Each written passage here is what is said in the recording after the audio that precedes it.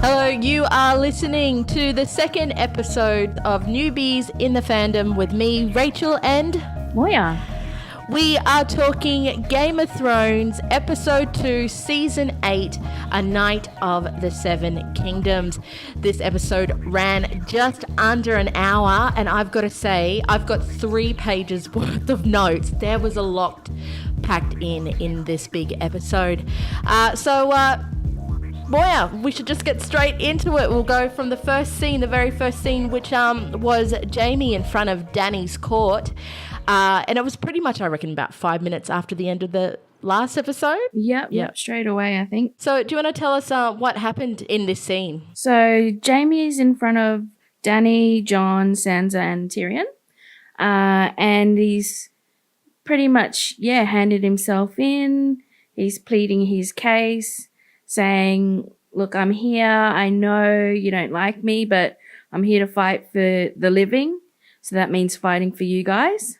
And Dany's not happy. No, not at all. Seeing as Jaime did kill her dad. Yep. Were you quite shocked with that, considering that Daenerys knew what her father was, because she was in previous seasons told Barristan Selmy, told the truth, and Tyrion as well. So were you quite shocked that she was still a little bit angry that Jaime killed the Mad King Aerys? I think it's a matter of, emotion over, mind, because I think she knows technically that, her dad was the Mad King and he did a lot of bad stuff, but she would have just known him as dad. Yeah. She probably wouldn't have seen him burning people and, such things. And then, he dies and she's still young and her brother have to be on the run. So I think, maybe she never really saw him that way, maybe. Yeah. And it's sort of a family loyalty, because further on in the scene, Sansa says to Dany, you're right to not trust him because he tried to hurt my family as well. So, those two were on the same page there in regards to Jaime. I was a little bit shocked myself that she had such a reaction. And Dany says to Jaime in this scene, oh, where's your army? And Jaime says, no, there's no army. Yeah. She goes, I just see one man with one arm, like rub it in. Yeah, which is harsh. And then, Tyrion jumps to Jaime's defense. And Dany's just like, Tyrion says, Your Grace, I know my brother, like your sister, is Dany's reply. I knew it was going to be a bad episode for Tyrion. So Tyrion jumps to Jaime's defense. Sansa's not swayed. Dany's not swayed. Jon's very quiet. And Dany asks Jaime, why have you come here without your army? You abandoned your family. And Jaime says, what does Jaime say? Well, pretty much that Cersei lied to him, Yeah. She lied to everybody. And Bran jumps in, he goes, the things we do for love, which is what Jaime said before he pushed Bran out the window, and the look on Jaime's face. Yeah. Was shocked. It's just funny. Made Jaime tell the truth, and he's like, look, I'm here because I made an oath to protect the Seven Kingdoms. And they're like, we don't trust you. And then Brienne stands up and... Yeah, she vouches for him. She says, look, he's not that bad. Like, he looked after me. And because of that, I was able to go and save you, Lady Sansa. Yeah, Brienne pretty much made that plea to Sansa. Like, she addresses Dany and says, Your Grace, you don't know me, but these are the facts. Jaime saved me from rapers, and I reckon that would have struck a chord with Sansa being a survivor of sexual abuse. And then my lady Sansa, he swore an oath to your mother to swear to protect you. You wouldn't be where you are now if it wasn't for Jaime sending me to you. So Brienne makes a heartfelt plea, and it sways Sansa, who says, if you vouch for him, Lady Brienne, and will fight next to him, then... She says, we should let him stay. Yeah. And I think that also that's a funny thing, like, like she's very much part of the decision making. Yeah. You know, Danny might have the final yes or no, but as soon as Sansa says we should let him stay, I think the deal's done. Yeah, and Danny was quite shocked that Sansa went with letting Jamie live, and then Danny turns to John. Can you believe what your sister just said? Warden of the North, what's your thoughts on this? And poor John. We need all the men we can get. Stuck between a rock and a hard place there. During the scene, I don't even think John was aware what was happening because poor boy is absolutely reeling from last week's big reveal, which is he's Aegon Targaryen and he's smashing boots for these aunties. And Danny just goes, fine. Danny rises. Sansa rises. He rises with Sansa, and then Sansa leaves first. Yeah. No word said, no, okay, bye, your grace, or whatever. Yeah. Like, it was just walked off, and then she turns to John, and John just kind of shrugs and does the same. And Danny is at a disbelief, I think, in this moment, because Sansa just pulled that move. John's just like, oh, well, I'm following her, or I'm doing my own thing. And you see the look in Danny's face. It's like, where's my respect again? Mm-hmm. Yeah. So, and Danny throughout this whole episode deals with these little moments of, oi, I'm the queen. Yeah. I think that actually happens a couple of times where, the conversation's sort of finished and just everybody just walks off. Yeah. There's no pomp and circumstance. There's no bowing, okay, grace, whatever. Yeah. They're just like, all right, I'm out of here. We got stuff to do. Yeah. Like, and you can see it, like I said, throughout the episode that Danny's realizing that she's not quite special up here in the North. But we will talk more a bit about that as we go along. After Jamie's trial scene, if you want to call that, Jamie and Bran share a look, and then it transitions into... Still creepily staring at people. He's still on that. Yeah, looking into the souls. So we transition into Dany talking to her three wise men, Varys, Jorah, and Tyrion is getting his ears beaten. He knows he's in trouble. He says to the others, by the end of this, I think one of you guys is going to be the hand. Yeah. But, I think... if he shows his usefulness, she's got him there because of his brains. Yeah. Though he hasn't been using it very well. Yeah, but he just needs to put that to work, that technical mind, that thinking ahead, strategically and everything. I think he's going to be okay in that position. Yeah. But he's got to get his act together. She's expecting highly of him. Yeah. And he has to deliver. Yeah. Tyrion, Dany asks Tyrion, were you, I think, being loyal to your family, or were you being a fool, or were you playing me, something along those lines? Oh, no. Yeah. And he says, I was a fool, I didn't know. I mean, to be honest, neither option is great for him. Yeah, but I think one of them would have ended up with him not being the hand. Yeah, exactly. Tyrion turns to Varys and Jorah, and Varys doesn't say anything throughout this entire episode, just nods his head in the background. Tyrion said, okay, guys, it's almost over for me. Good luck to the next guy. After that, we see that... Dany's is looking like a fool in front of the Northern Court, and is finding also that she can't trust her advisors to give her sound advice. We go into the foreplay scene, which is Gendry and Arya. Moya, you might as well talk about this.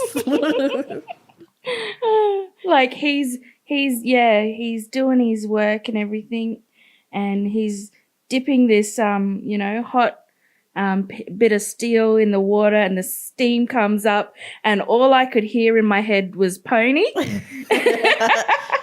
Genuine pony. It was almost going to be a Magic Mike scene there. I think in her mind too, because I've got here, Arya straight up creeping on him like she was if anyone had any doubt where the storyline between these two was gonna go, like, honest. That scene cleared it up. So Gendry and Arya are in this scene that is just so thick with sexual attention. But they talk. Arya's asking what's happening with her weapon, and Gendry says, "Oh, I've got a million more stuff to make." And then Arya flirts awkwardly, and I think Gendry's like, "Is she flirting with me?" I'm not quite sure what's going on. And then Gendry asks Arya, "Are you going to go down to the crypts? Because, you know, these guys are pretty intense." And she's like, "Oh, well, are you?" He goes, "No, I'm going to fight." And I think then, you know, she just shows off her little skills, her little knife skills, you know. And I think that he just pretty much goes, "All right then, yep." Yeah, okay, she can look after herself. Yep. She's like, "Have my weapon ready." He's like, "All right, ma'am, yep, I'll fine." And it was in that moment he realises that that little girl is actually a woman. Just, you know, I feel like the makers were just making everyone aware that this was going to happen. Like, she's grown up. Going down. Before the episode aired, HBO actually sent out a tweet. And on the tweet, it said, once you've reached 18 years old in Westeros, you would have had knocked a few people off your list, baked pies, worked as an assassin, something along the lines of that, just to let the audience know that Arya Stark was 18 years old. Because something was going to happen. Anyway, enough of that. Let's move on to the next scene. Jaime and Bran next to the weirwood in the Winterfell garden. Yeah. Forest. And Jaime's just like apologizes first and pretty much is asking him, why did you not tell them? Yeah, he's like, "Oh, well," you know, he says he's sorry. Why didn't you tell them? And Bran says, "You wouldn't been able to help us fight if I let them murder you first." And so I'm like, oh, okay. Yeah. That's a big hint that they need Jaime. Jaime has an important role. He's going to do something that's going to help them along. Yeah. Yeah. And that's what I got from that scene. Like, Bran is saying, "We need you," but I felt like he's saying, "We need you for the specific thing. And I think, like you got that Bran was also hinting that Jaime might not come out the end of the overall Song of Fire and Ice story. Yeah, because he says, well, what about afterwards? And Bran says, "How do you know there isn't afterwards?" So it's like, oh, okay, he gonna die. Yeah. Sorry, Jaime. Yeah, when the dust is settled, like, Jaime might not be there. Yeah. And throughout this episode as well, we'll start it now because it really starts coming in the second half, is that this episode is the goodbye episode, the calm before the storm episode. So there were plots being tied up. So this scene between Bran and Jaime, I think, was the first of the plots being tied up. Everyone wanted this confrontation between Jaime and Bran and that story. Yeah. And Bran says, "If you didn't push me out of the window, I wouldn't be who I am and you wouldn't be who you are." Yeah. It had to happen the way it happened. Yeah. So, and that's the end of the storyline between, I think, Bran and Jaime. Apologies has been accepted, sort of. Yep. It's been acknowledged. Bran and Jaime are probably not going to interact anymore. Yep, that's the closing of that storyline. After that little exchange, we stick with Jaime for a bit, and Jaime and Tyrion meet up again after last year's final episode at the Dragon Pit. And they talk about Dany. Yeah, and specifically Jaime wants to know, you know, is Dany like her father? pretty much. And, he's the Kingslayer. He took care of business the last time. He's wondering if he's fighting for, a good leader this time. Is she different? And we didn't talk about this for the first scene. It's strange that Danny, no, it's not strange. Danny accuses Jamie of killing the Mad King, but he doesn't tell her why. Like he could have said, but your dad was going cray cray and like he needed to be stopped. Any one of them could be repeating that to her. Like, just remember. It wasn't a pretty picture. So going back to that first scene, it's strange that if Jamie would have told that story, I reckon Daenerys's reaction to him would have been different, and it would have also not caused Jamie to question Tyrion at this moment, saying, "Well, is your queen a good queen?" Yeah. And I think it probably would have helped with, everybody how they see him, because even though he got rid of the Mad King, nobody liked him for it. They still didn't, really like him or the Lannisters. And it makes me think that maybe that was just as much a political move as it was, I got to do this because it's the right thing. Because remember, their dad was puppeteering everything that his children were doing. So you think Jamie is keeping that in his pocket, and Tyrion and Brienne are keeping that in their pocket for later on? Yeah, maybe. Maybe that might be just if she needs to kick up the backside in a certain way, that might come back later. But Tyrion, he definitely backs his queen. So, yeah. Yeah, it was strange that Jamie saving the kingdom wasn't brought up in that scene. Anyway, back to this one between Tyrion and Jamie. So, Jamie pretty much asks Tyrion straight up if Dany's a good ruler, because obviously he did not like Dany's attitude during the trial. And as you were saying, Tyrion's sticking by his queen and is saying, she's good. She's good. I don't know. Tyrion says to Jamie that he can't believe that Cersei lied. And I can't believe Tyrion believed that. I think what I picked up between them was they both was lying to themselves in some way, because, Tyrion wanted to believe that Cersei was capable of changing because she was going to be a mother again, and that was a fresh start for the two of them in their relationship. And Jamie was lying to himself that she tricked me, she fooled me, I didn't know, and Tyrion calls him on that, saying, no, you always knew, and you loved her anyway. So I think they both had to just come to that realization of, just lying to themselves. Tyrion and Jamie are talking, and they head up onto the battlements, and they're looking down at the combat. Tyrion's trying to have a conversation with his brother, but I don't know, from maybe 500 meters, Jamie is aware of the commands and grunts of Brienne of Tarth. So the scene switches from Jamie and Tyrion to Jamie and Brienne. So you want to talk about this awkward flirting, the Golden Lion acting like a 12-year-old? Mm-hmm. So Brienne, she has been teaching Pod how to fight, Podrick. And he's getting pretty good, looks like.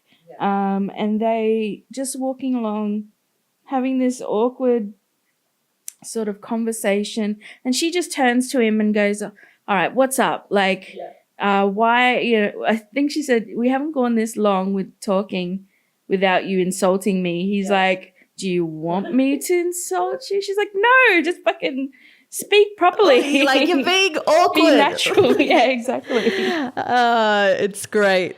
And then Brienne asks Jamie straight up, why did you come here? And he makes up the biggest story. He pretty much says, look, I've come here to fight for you. Yeah, without saying I'm fighting for you. He's saying, let me fight for you. Yeah. And I was like, oh. No, yeah, that was cute. Out of the romance in this episode that does pop up here and there, that was the cutest.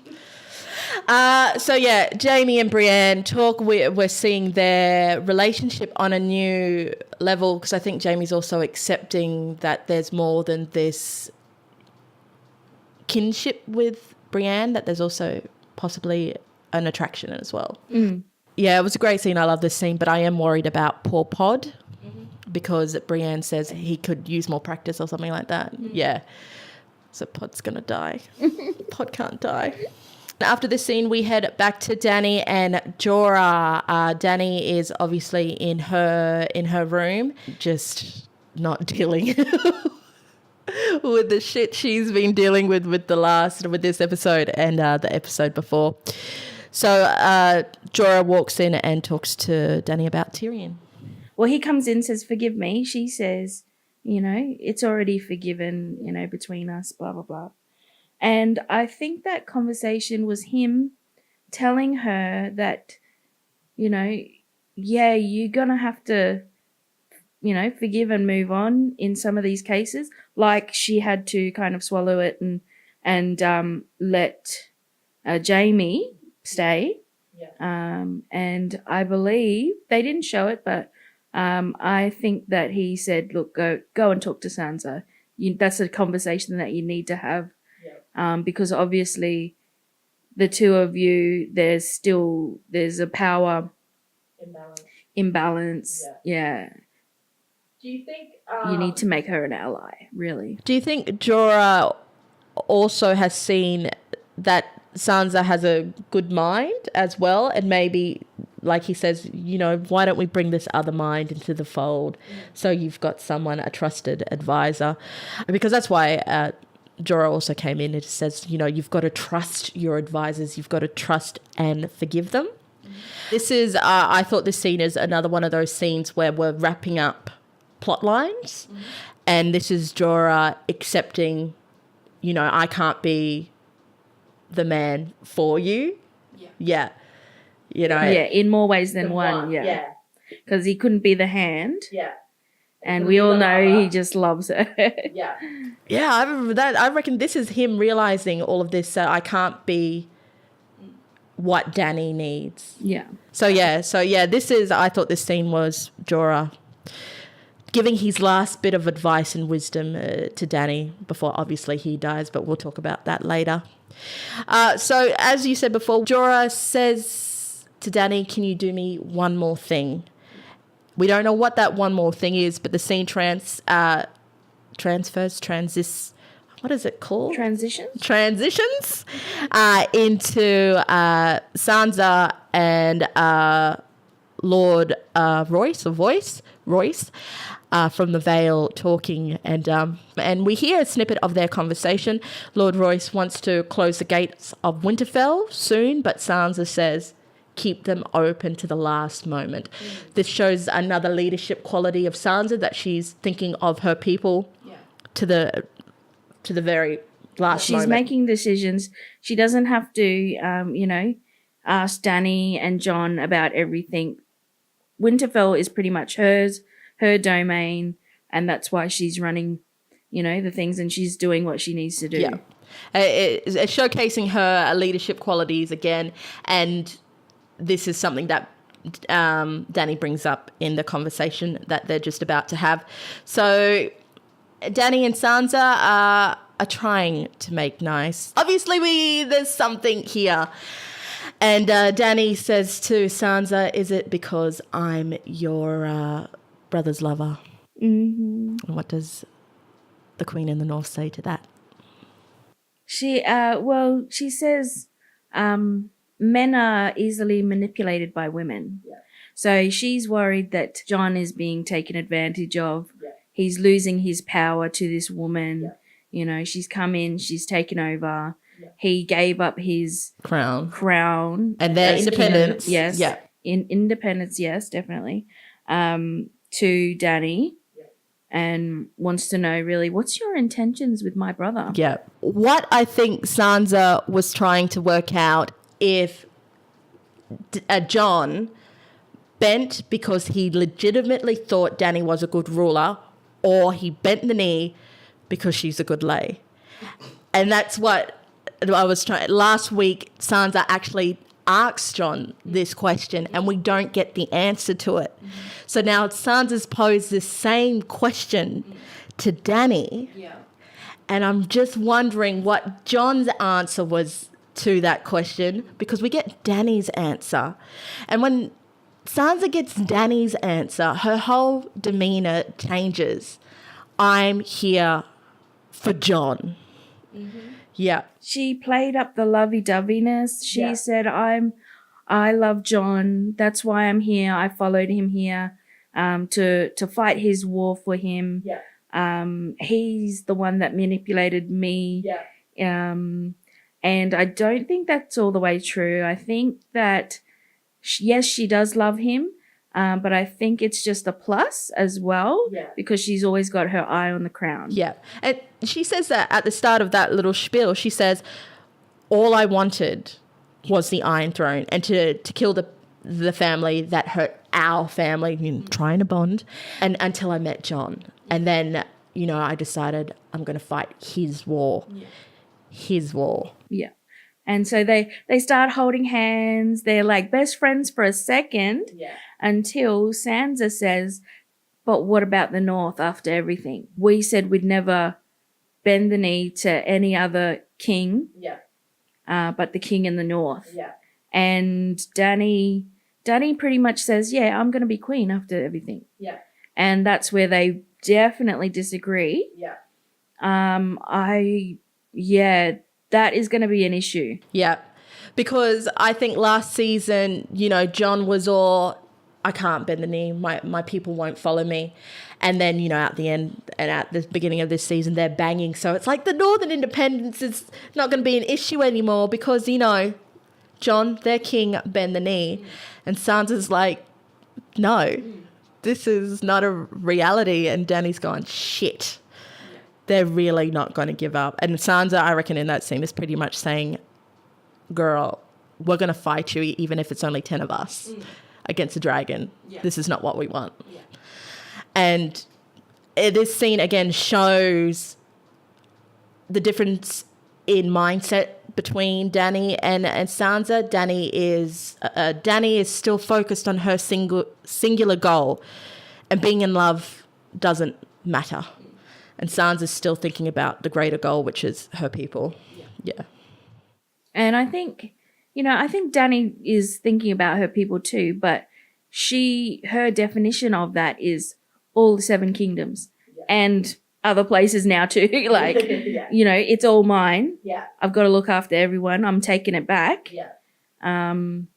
And she'll fight anyone that, is opposed to that, which means Cersei, it means the Night King, and in future, it might mean the North too. As well. Yeah. This conflict, the North and the Iron Throne, and it has been the conflict since the second season, since Ned's head was taken. The North independent from the crown. And this shows that this is going to be an issue even if after the Night King is defeated. Yep. So it was a really good scene. I enjoyed it. Sansa and Dany are interrupted by one of the Stark guards saying, "My lady, your grace, come." And they go and walk into the Great Hall. And little Jamie Fraser, Theon Greyjoy, is standing in the Great Hall scene. What did you feel about this scene? Look, I really liked that. So he's there, he's waiting for them. He looks to Sansa first. They exchange these sort of like meaningful looks between them throughout the episode, just of the unspoken, shit that they went through together. Trauma bond. Yes. And then he turns to Dany for the official business. Yeah. In regards to his sister, where's the Iron Fleet? Yeah. They've gone back to what's their home? Pike, the Iron Islands. Yeah, the Iron Islands. Everything's iron. Yeah. And then Danny says, well, why are you here? And then his attention straight back to Sansa. You know, I want to fight for Winterfell, he says. I want to fight for the Starks. If you'll have me, Sansa. So once again, Danny's like put to the side. Sansa has the loyalty of people. And, you know, they exchanged this big hug. And I thought, yeah, everyone's, you know, I just like when everyone is reunited. I just really want a scene. Please give me one scene where all the kids, the Stark kids, all the Stark kids and Theon are just in a room and just have it out, have a conversation. Like, so what's been happening with you? John's like, yeah, I died. I come back to life. I've been fighting this Night King and yada yada. What's happening with you, Arya? Like, and they just all list everything. You know, they just get it out in the open, and it's just all bonding. I just want that sibling time together. Yeah, that is we haven't gotten that reunion or that kind of a goodbye scene, and it goes with what we've been saying. Like, this episode is the goodbyes, the last goodbyes, and the tying up of the plots. So the Stark kids plus Theon, because he's an honorary Stark. Kid, yeah. I don't think they're going to get that scene that everyone wants when they're all in the room together.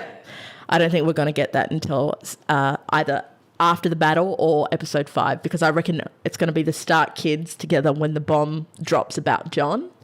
Pack survived moment. Myself, what I like about this Theon and Sansa scene is, of course, the love and loyalty that they have to one another. Theon saved Sansa by getting her out of Ramsay's clutches, you know, and Sansa saved Theon by reminding him that he is Theon Greyjoy. And it was a great, great moment. And, man, Sansa has all the best reunions, like, hands down, except the one she had with Tyrion, which was so boring. But it was a great scene, and Theon bending to the Starks makes absolutely perfect sense to me.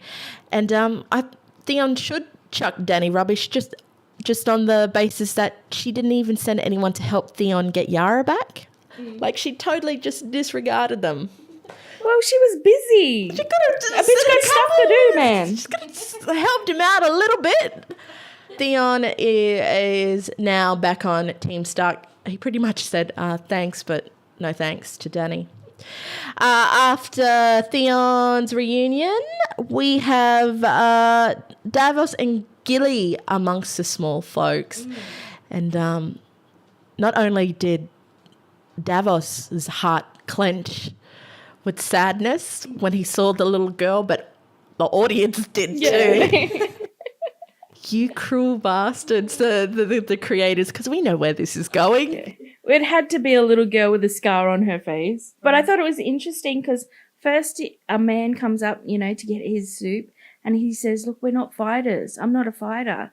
And Davos is just like, well, I guess you are now, because everyone's got to, you know, do their part, go, you know, eat your soup and go and get your bloody armor. Yeah. And then the next one is the little girl, and she says, I want to fight. I don't want to be in the, you know, with all the women and stuff. My brothers fought, and I want to fight. And I thought that was, you know, really that dynamic of showing, you know, everyone is making their decisions themselves. Like, this is life and death. You know, and a child, she might not understand, you know, what the cost is. Yeah, it was a beautiful little scene. And just to remind us that who the real casualties of this big war is going to be as the people. And I've got here that there's a lot of talk of the crypts. Yeah. Who's going to the crypts? Who's going to be safe with the women and the children? Yeah. Gilly says, well, you know, you should come with us and you can defend me and my child and yada, yada. Yeah. And it's just getting me worried that the crypts aren't as safe as the crypts are not going to be as safe as they're making out. I should say spoilers. This recaps as all spoilers. We're talking about this episode and possibly what happens in the next ones. Well, I don't know, but this is just my guess. I agree with you too that the crypts aren't a safe place, because in the photos that have been released for episode 3, the next episode, none of the main characters are in the crypts. They're all outside on the battlements. Okay, yeah. The only ones that are in the crypts, and let's hope they live, is Gilly and Varys. And Tyrion. He's supposed to be in He's supposed to be in there. But yeah, I don't think the crypts is a safe place either, because it's been mentioned way too many times. It's not the safe haven that they're making it out to be. Yeah. No, there's definitely something going to go down in the crypts. And maybe that's what that scene is for as well, to make people aware that this child and Gilly and the baby are going to be in this position in the next episode. Yeah. Dun, dun, dun. Yeah, it's a bit of a worry. It's a bit of a worry. I also like how they added this scene, because from last episode, Sansa said, how are we going to feed all these people? And they're making leftover bread. Yeah, leftover bread. But it's like they're feeding the people. We transition from this little great scene into Jon being reunited with Ed, Tormund and Beric. And obviously the most cutest moment of the scene is Tormund calling Jon my little crow. Yes. And I yelped when he just come into frame and tackled Jon. My little crow. Like Ed's waiting for his hug, arms out and everything. And then Tormund just comes crashing in. And it seems like these goodbyes, these close kingship that shit. There's so many little moments that make you smile or make you go, or these ones are reunited. But at the end of the day, they're all saying goodbye and they're all going, we're all going to die. Yeah. And I'm like, guys, like, no. This is what these scenes, I thought it was a very authentic moment. Good acting to all of them all around. It genuinely looked like, my mates are here, yeah. And you can feel the love and respect. But yeah, it's for that group of people, it's that last moment of happiness before they're gonna die. For all of them, there's so many times that happen. I'm like, stop making plans for the future. Stop being so lovey-dovey. Like, one of you is going to die. Everyone's going to die. It's so, so depressing and, happy at the same time, Yeah. It's like it's a beautiful moment because it's going to be beautifully tragic next week. So the Tormund brings the rest of the wildlings. Hopefully there was more than Tormund, Ed, and Beric. So Tormund is bringing the rest of the wildlings, Ed, the rest of the the Night's Watch, and Beric, whatever's left of the Brotherhood without banners, which I think was just him and the Hound in the end, so it's just him. So they've just come to Winterfell. Of course, they've just came back from Last Hearth, which at the end of last episode, we found out that Last Hearth has been breached, and it's actually referenced in the beginning credits as well. Rest in peace, little Ned Umber. So they've just come from Last Hearth and are telling Jon, shit's about to hit the fan. The Night King is on his way. He will be here by sunrise. That gives them a deadline, Yeah. They got to get themselves organised. And hurry up. Start planning. It actually makes you wonder why the hell they didn't start planning strategy the last episode. I think they must have, but they must have just finalised their plans. Yeah. Because if they hadn't, I would be going, what sort of leadership is this? Y'all just standing around, palling around and stuff? Yeah. No. It's like, did Danny and Jon really need to go on that date last episode? They could have been planning strategies. Yeah. Off screen. They did it off screen. Yeah. Yeah, so we find out the dead are on their way and they're going to be there by sunrise. And we go into the next scene, which is, I think, is a montage, isn't it, of war prep. Yeah, probably. I think so. Yeah. Yeah, there was Grey Worm testing out the bridge. the bridge thingy. The trebuchet was getting shot off. Yeah. Or ballista, whatever people call it. Yeah, they're putting up more pickets, whatever they're called. So we do a little montage of the defences of Winterfell for this upcoming battle, and then we go into the scene at the wall table with John talking about the battle plans. Yep, they got their little map out and their little blocks and things. So I think they're gonna have to make this, strategically smart. Yeah. Either divide and conquer or use their surroundings. They know that land better than anyone, so they're going to have to use it. Brienne said she was on the left flank. Yeah. So, I don't know. They're going to have to be smart about it because they don't have the numbers. Not at all. And they're going to have some sort of escape plan when, they get overwhelmed. Yeah, and they didn't even mention anything about an escape plan, no retreat plan whatsoever. I hope they've got one. Yeah. They can't fly everyone off on the dragons 2x2. Yeah. Damn, I didn't even notice that. But yeah, they have no plan for a retreat. When we're at this table, someone says to John, like, what are we going to do? And John says we have to isolate the Night King. Yeah. You take him out, you'll take out everybody who was made by him, I think. Yeah, like in Star Wars in The Phantom Menace when Anakin hits the main ship and all the droids. That's their plan. They're like, if we get the Night King, they all go down. Phew. And then someone says, how are we going to do that? I think Jaime Lannister says that. And Bran goes, he's after me. Mm-hmm. Yep.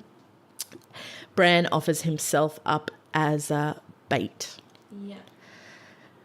So that's the plan. Let's put Bran in the Godswoods, and Theon's going to die for him there. Theon offers himself as tribute to protect Bran while they go through this plan. I also like everyone's accepted that Bran's a little off. So I like how we don't talk about it. He's just different. He's just different. I like how everyone says, "Is this going to work?" And Bran's like, "Yeah." But I like how they're checking with him. Yeah. This is what we should do, right? I thought you knew everything. What makes me nervous about this is Bran doesn't know if Dragonfire is going to work. Well, we had dragons coming up against the White Walkers before, didn't we? Yeah, up in the north when they're retrieving one of the underlings. Yeah. And so what happened there? Like, they killed them, right? Yeah, but the Night King walked through the Dragonfire. Oh. So Bran legit saying, I don't know, because maybe it actually doesn't work. One thing I also loved this scene is the framing of it. I loved how we had the framing of the Starks at the head of the table. Mm-hmm. Sansa, Jon, Bran in the background, and Arya. But yeah, it was good, and it showed when you looked at the war table when it went up to the overhead shot, is that nearly that whole table was Stark loyalists. Mm-hmm. Yep, and Dany had her 5-6, but everyone else there, don't know about Jaime just yet, was House Stark. Yeah. Just showing. And Dany barely spoke in this scene as well. Yeah, she's been doing that a bit. She kind of sits back. Sansa does a lot of the talking. Jon jumps in there when he needs to. Yeah. Everyone has their say, and I think a lot of the time she's just taking it in. Yeah. And she's just observing, and when it comes down to it, and she'll make the decision at the end. Yeah. But Jon was very much the commander there. Yeah, was leading the charge, and he is the military man of it. Yeah. Jon is telling everyone what's happening, what's going on. Tyrion offers his services, and Dany shuts him down. Mm-hmm. She pretty much says, no, I want you to go into the crypts. He's a bit put off by that, like I've fought before, what you think I can't defend myself, and or other people? And she goes, no, well, you're not here to fight. Yeah, well, I didn't need you for your muscles. You're here because of your brain. You're here because I need that, advisor in you. So you have to live. You have to be safe. Yep. Thinking about the future. I'm going to need you in the future. Yep. One thing we didn't talk about is earlier on, people ask Bran, why is the Night King after Bran? And Bran says, because I'm the memory of this world. And then Sam says he's awkward speech. What do you think that's about? I don't know. It felt so out of place. Yeah.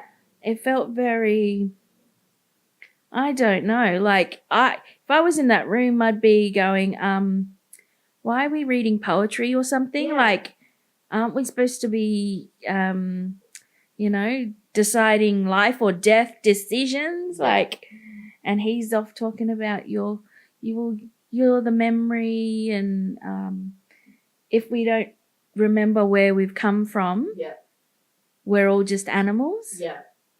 I'm going, well, okay. Yeah. Bit off topic, little bit. Can we get back to business, please? The dialogue there felt weird. I felt like that speech should have came before the dismissal. Like, this is this last, we have to do this. We have to save Bran because he's the memory of this world. Exactly. Like, not sort of in between strategy and stuff. Yeah, it was an odd moment. And people are like, there are two of them now just sprouting nonsense at random times. Who knows, maybe Sam's speech does have a point. It was just in an awkward moment. Yeah. Before John dismisses everyone, and they've finalised their plan, Tormund says, we're all going to die, but at least we die together. Yeah. And he looks over at Brienne. He's like making eyes at her, and her reactions to him are always hilarious because she pretty much looks like she smelt someone's fart whenever he talks to her. Yeah. But I love how Tormund said we're all gonna die together for the greater good. And there's something beautiful about not dying on your own, I think, especially by people that you might love and you support and have good memories with. So that's my 2 cents.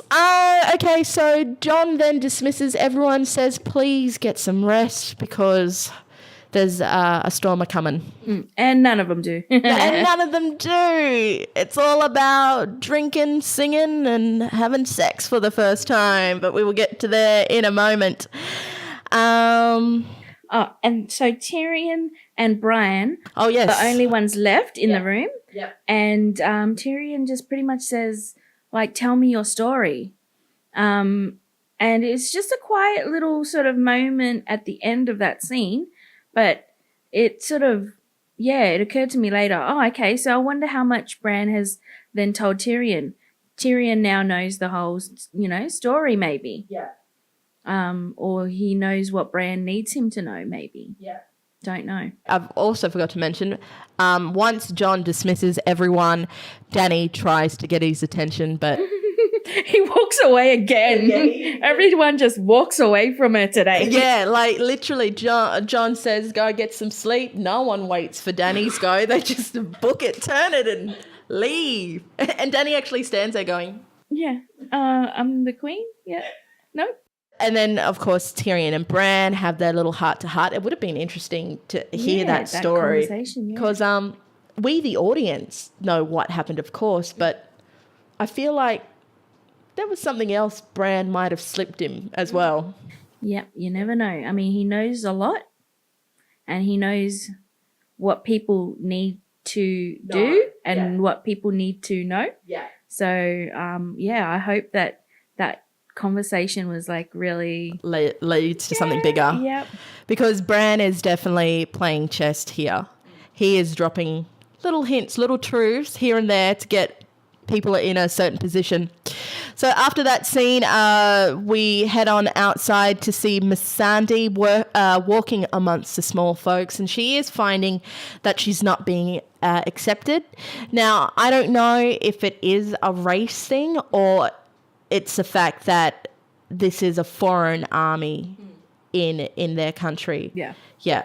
I have to think it's both. Yeah. Because the way they look at her is like they ain't never seen no black people before. Yeah. Like, who is this? Why she got all this curly hair? You know, and she's like got the nicest, sweetest, most, you know, approachable face and everything. She comes up and says hello to the kids and they're like, bang, out of here. Like, how can you be scared of her? Yeah. But it's because of everything that her and that Grey Worm and the army is representing, you know, this, the dragon queen coming in with her forces, like the dragons flying overhead. They're all in their, you know, uniforms and their armor and everything. So, yeah. I think that's part of it. So Grey Worm is working with these troops, working on the defences, and sees the exchange Missandei has with the two kids, and then he wanders over to his woman and they're having this beautiful conversation, and he's saying, you know, what after this, what do you want to do? Like, I'll take you anywhere, baby. I'll follow you anywhere. And she goes, I want to go home to Narth. Yeah. And he's replied, this was beautiful, this scene. Grey Worm says, when it's all said and done, I don't want to be here. You don't want to be here. What do you want to do? I want to go home to Narth. And I love it how she said, my people aren't good at protecting. And then Grey Worm answers, my people are good at, you know, protecting. We'll protect you. And we all just went, oh. But we also know that one of them have just signed their death warrant. I know. I'm like, stop making plans. You're going to die. Someone's going to die. I can't take this anymore. Stop. Yeah. That scene was written beautifully, and it's so tragically beautiful because as far as we know, that's their goodbye, besides the kiss later. But that's their goodbye. And I'm putting it out there now. I'm saying Missandei is the one that's going to go. No. I think she's going to go, and we'll talk about this later in our death predictions for next episode. So actually, we'll leave it there. So Missandei and Grey Worm have their little not coming to fruition planning for their future. No, we can hope until it happens. They're goners. Then we go up to John and the battlements with Sam, and Sam's like, bro, have you told her yet? Why are you hesitating on this? Are you waiting for an opportune moment? Now, Rachel thinks he's hinting at a bigger plot, but who knows? Who knows what Sam's saying here? I think, well, he obviously does not like Daenerys anymore since he found out about, you know, her killing his dad and brother. So he's going, I don't like your girlfriend. Are you guys going to break up already? Like, you know, when are you going to tell her? And John's kind of like, and I think Sam, you know, then understands, I guess he loves her. Like, maybe I won't push it, but, you know, secretly hoping they break up. So, but obviously with this exchange too, we see that John has been thinking about it throughout the entire episode, as if we didn't know, because something big has been on his mind.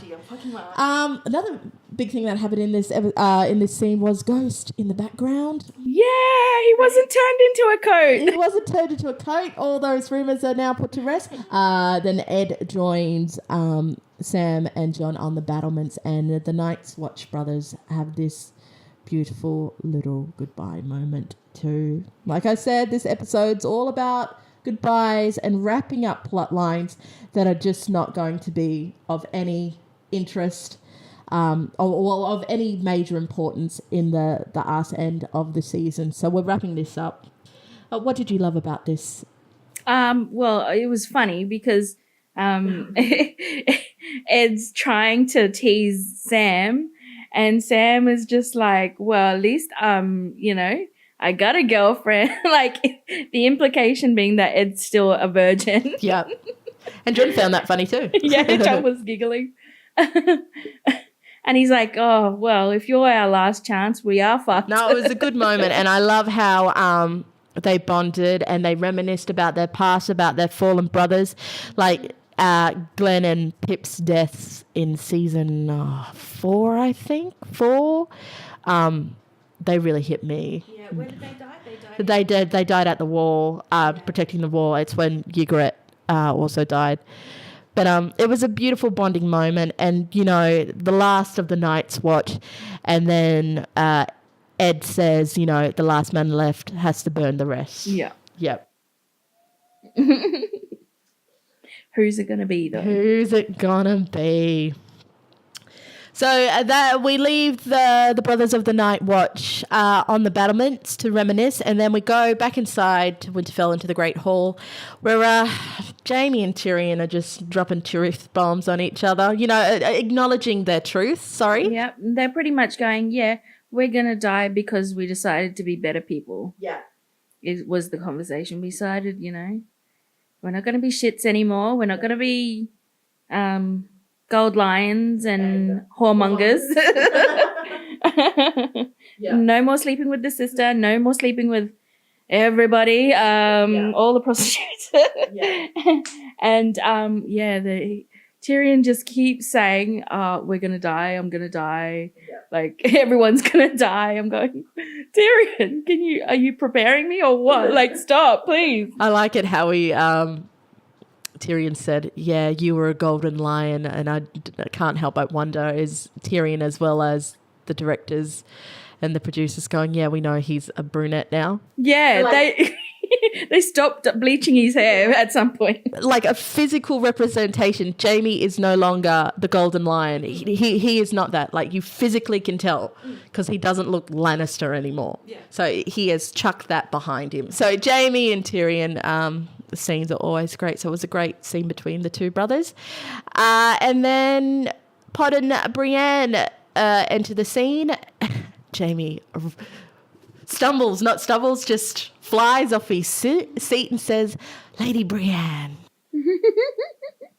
And she's shocked to see him there. But yeah, Pod and Brienne join the circle. Do you want to? Immediately Tyrion offers them a drink. Pod's like, yeah, all right. And then Brienne is like the mum. She goes, no drinking before bedtime. Like, we've got stuff to do in the morning. Yeah. You got to get up early, son. And then he looks at her, Mom. And she goes, oh, all right. Like, one. Half a cup. Tyrion's like, shh, the bad uncle. And I swear, if Tyrion got Pod drunk and Pod dies because he was drunk, I'm going to be so angry. Pod and Brienne join Tyrion and Jaime, and then Davos joins. He's not there for the wine. He's there to warm his balls. Yeah. Yep. Yeah, his balls specifically. Yeah.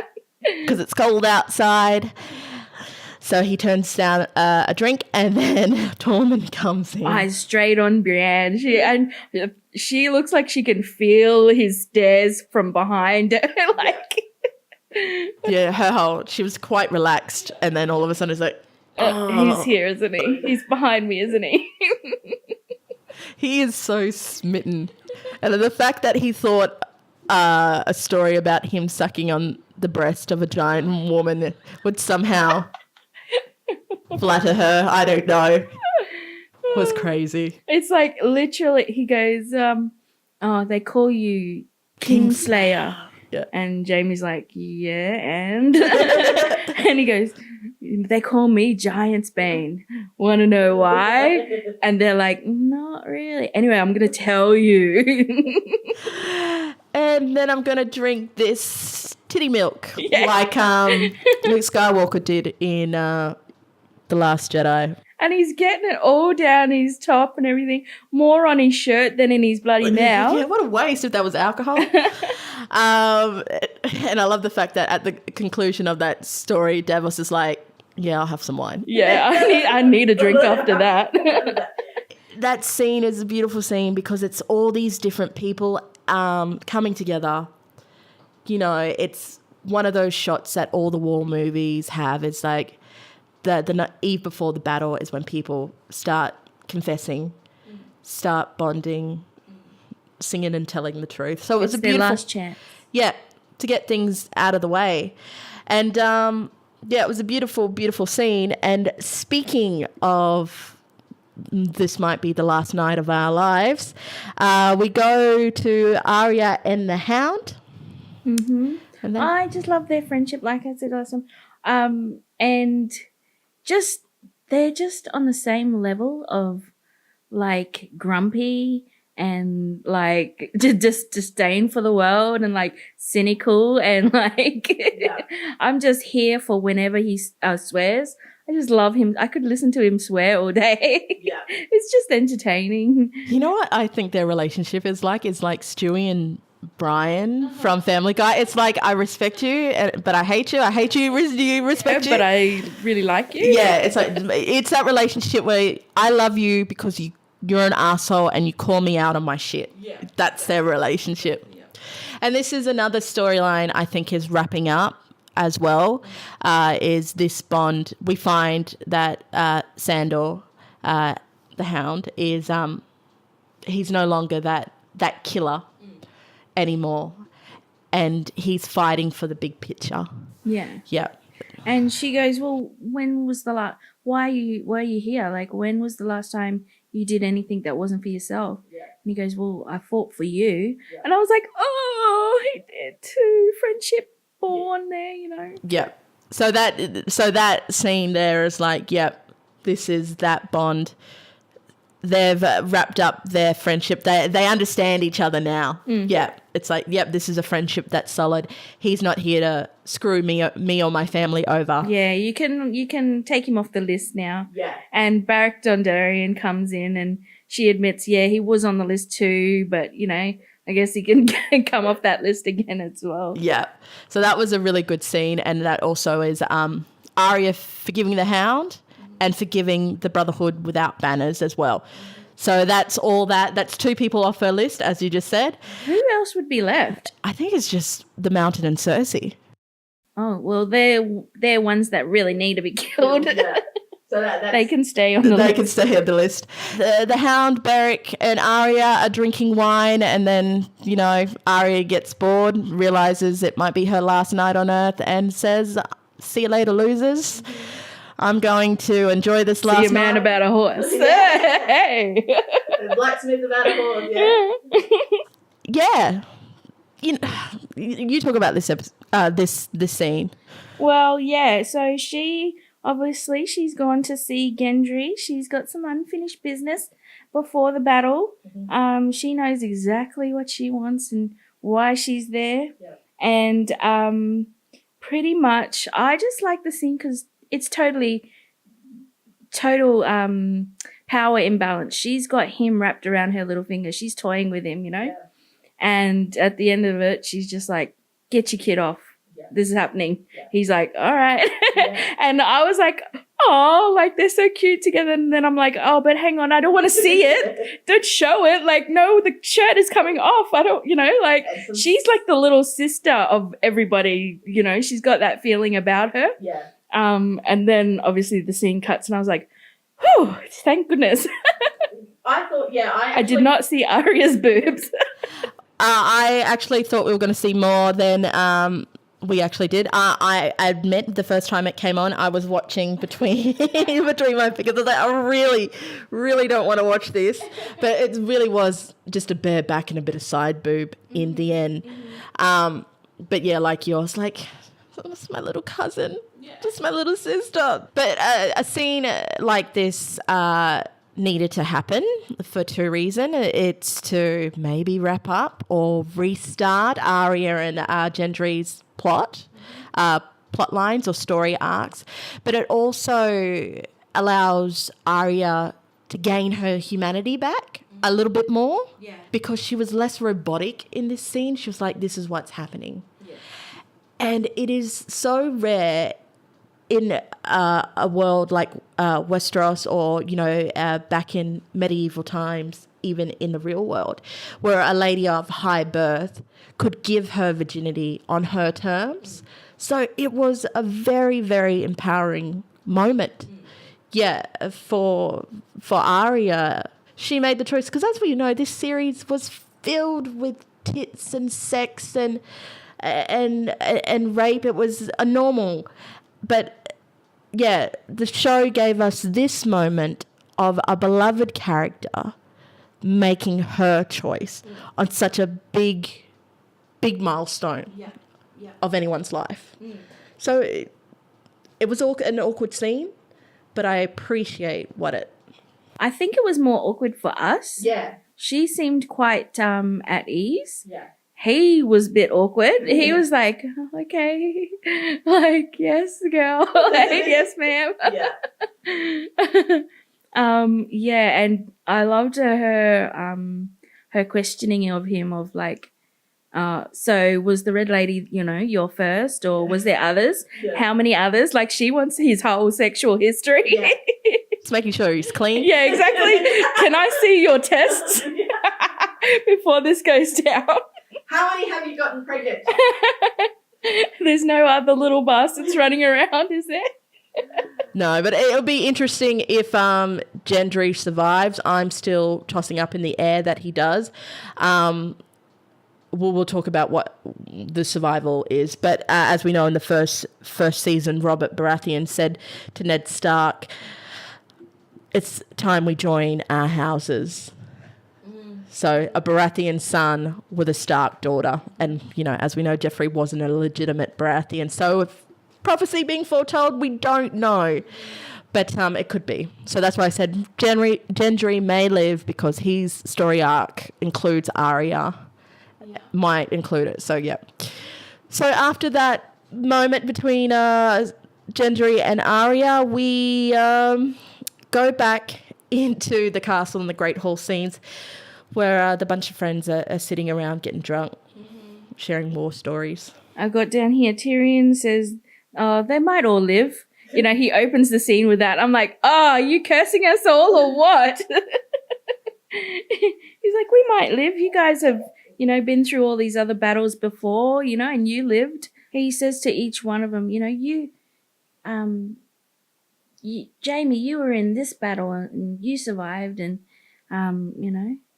you were in this battle and you survived. And he goes, so Brienne, you were, and then he, after a while he goes, oh, sorry, I meant Lady Brienne.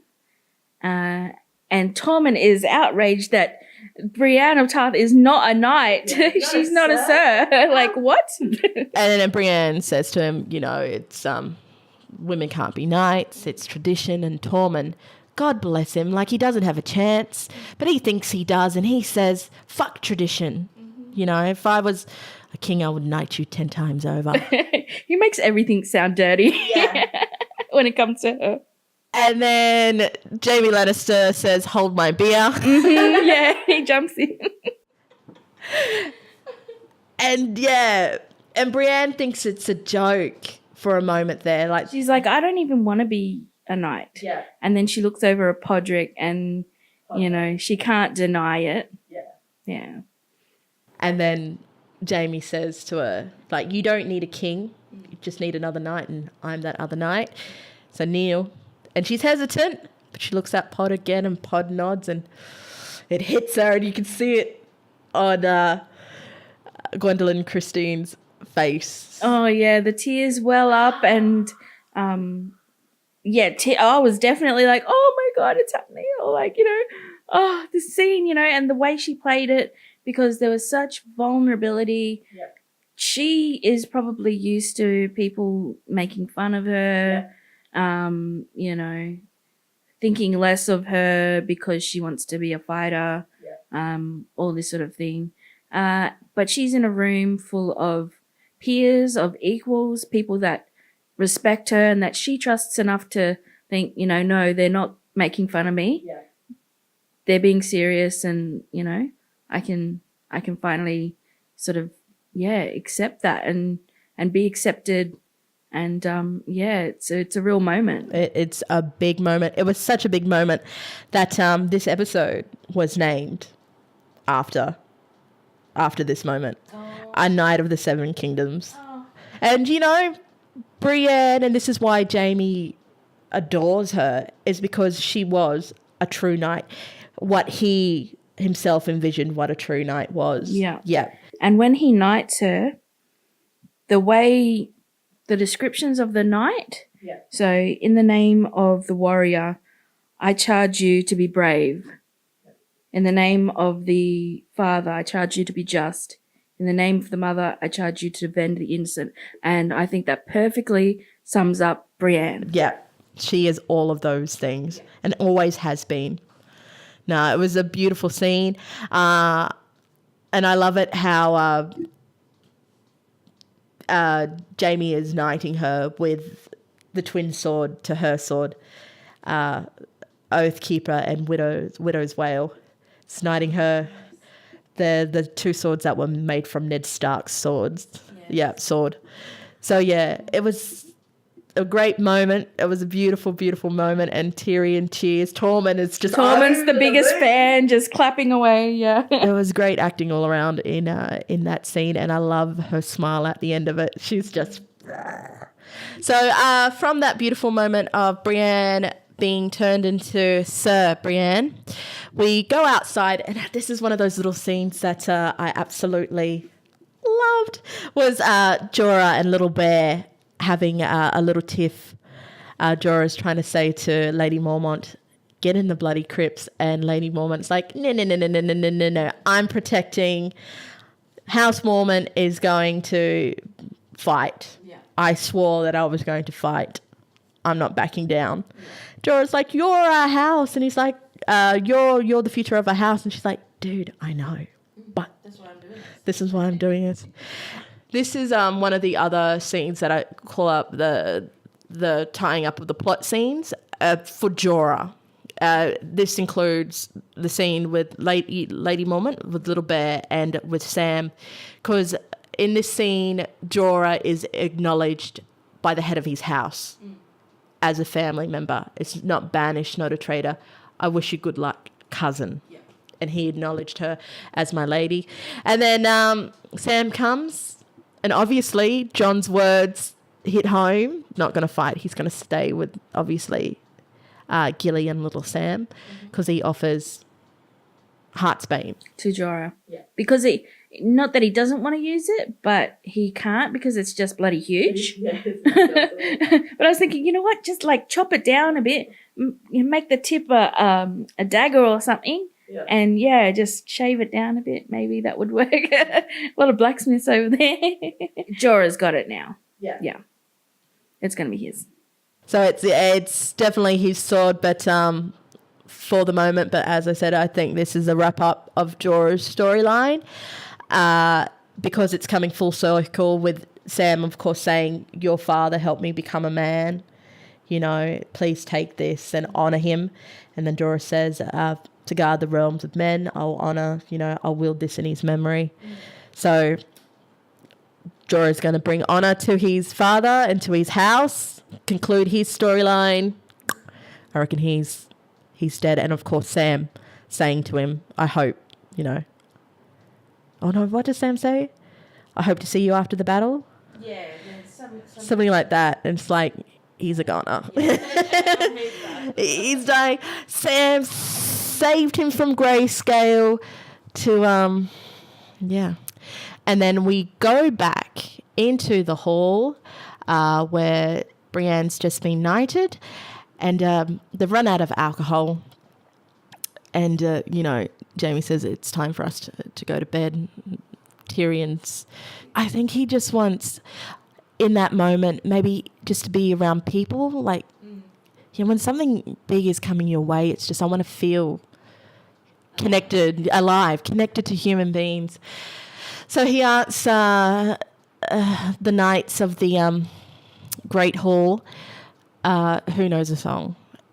And I did not know. So this is what's going around on the internet.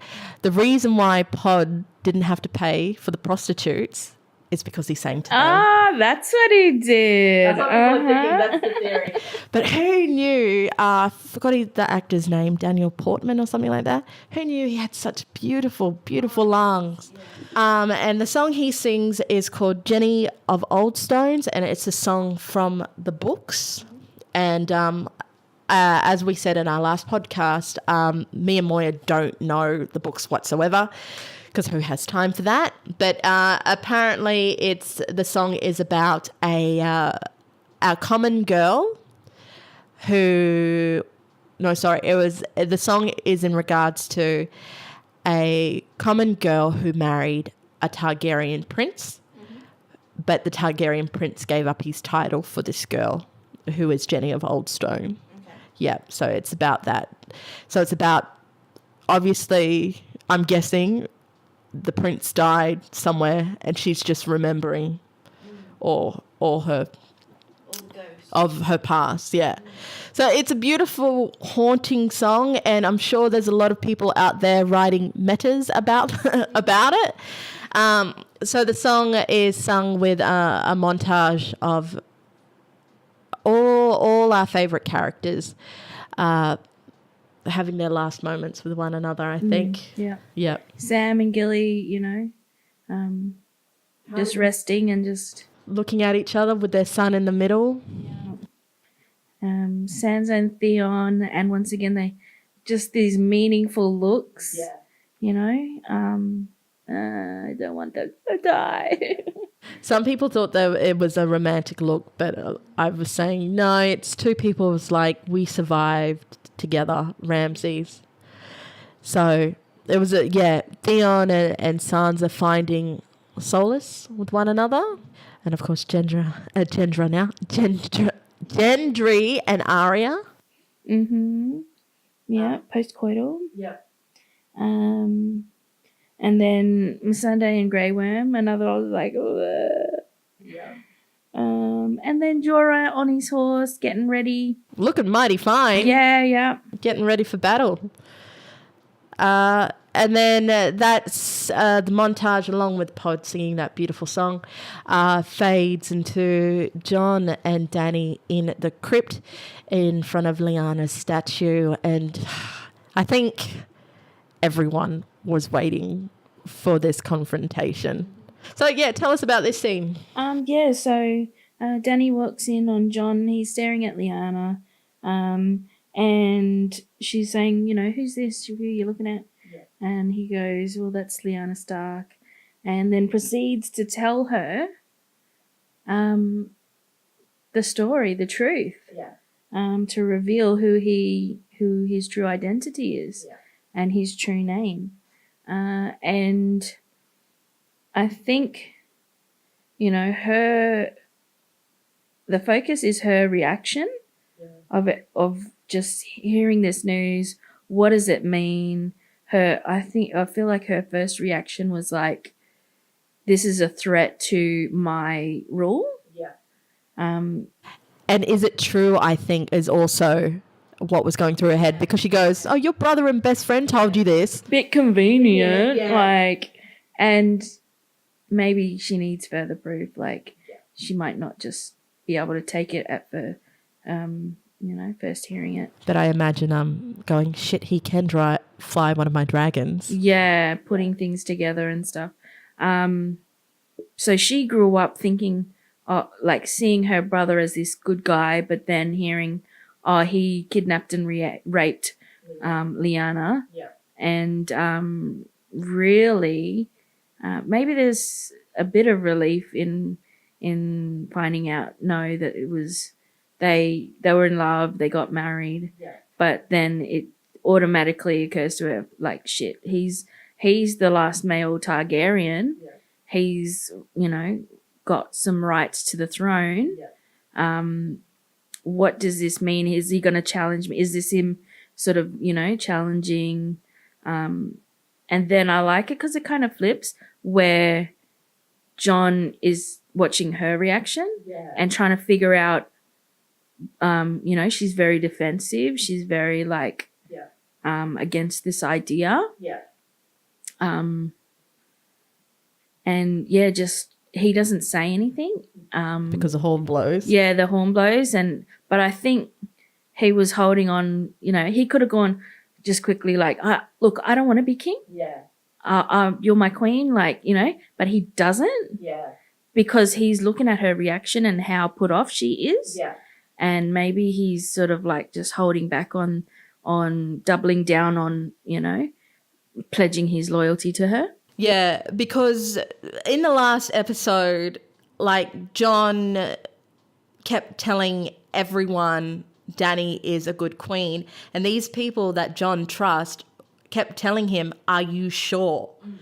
Like, kept questioning her flaws, or kept questioning her and making him aware of these flaws.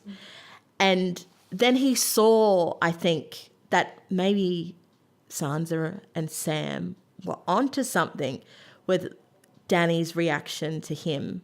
Yeah, but I don't think anything will happen just yet. They've got this battle. This battle has to come first, and then there's going to be a bit more of figuring each other out and stuff. Like I say, he can choose to double down on, look, I'm not going to tell anyone, you're the queen, blah blah blah. Yeah.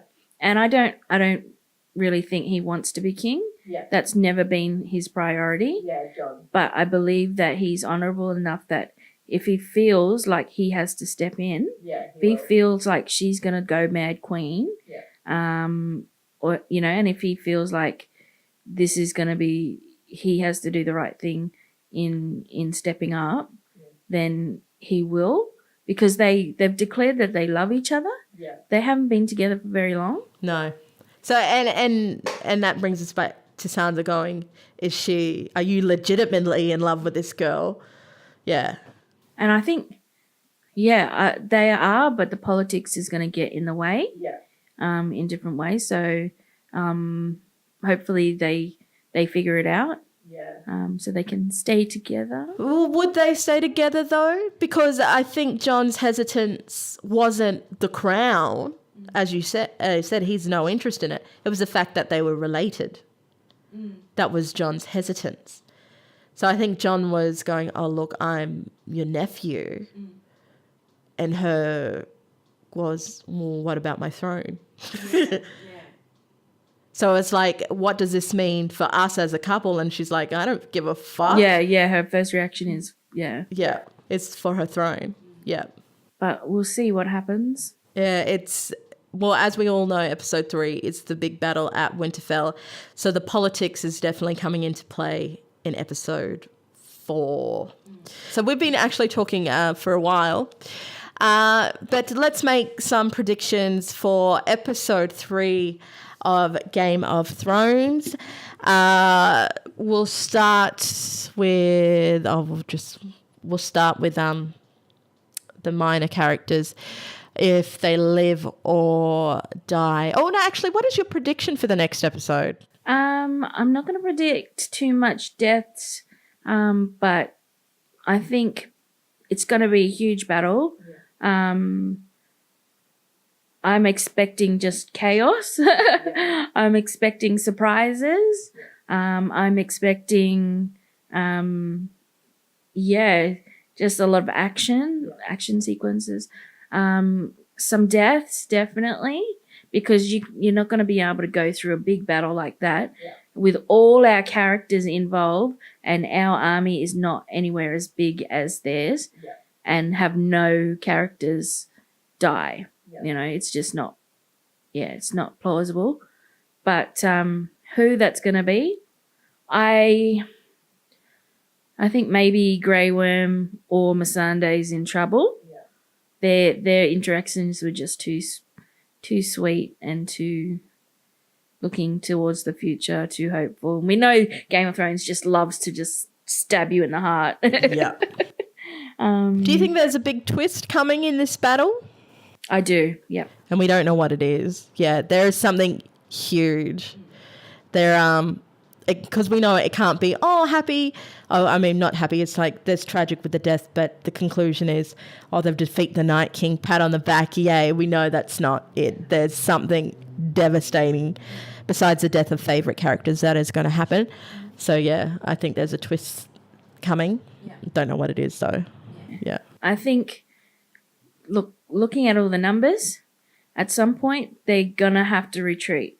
They're going to have to use whatever escape plans they've concocted, hopefully. and get the hell out of there. Winterfell's going to get overrun, I think. And like I say, Crypt's not safe. Numbers too big. Got to hightail it out of there. Do we think that the Night King will be defeated in episode 3? No, because I didn't see him at the end in the end scene. Yeah. It was just his lieutenants or however you want to call it. He was not. We couldn't see him, so where he is, don't know. Yeah. Maybe that's one of the twists, and maybe he rocks up somewhere unexpected. Yeah. Oh, fair enough. My predictions, like you, is we're going to have a few deaths, but I'm going to put it out there who I think's going. I think Missandei is not long for this world. I think Pod is gone. I think Jorah is gone. Maybe Gendry. Everyone else makes it to see the end of the series. Maybe. I think the Night King is going to be defeated because that's the twist. There's the twist. Oh, okay. The twist. There's a twist that ends up with the Night King dying. Okay. Yeah, but the twist is a greater plot for something else as well. Mm-hmm. It's gonna be a great episode. It's took seven seasons and 2 episodes to build to this battle. Mm. Since the White Walkers came into the story. So it's going to be a good one. So, yes, thank you for listening to Newbies in the Fandom with me, Rachel and Moya. Please join us again next week when we discuss the almost 90-minute episode of Game of Thrones for episode 3. Please like and subscribe to this channel, be it on YouTube or SoundCloud. So thank you so much. And please, like I said, join us next week.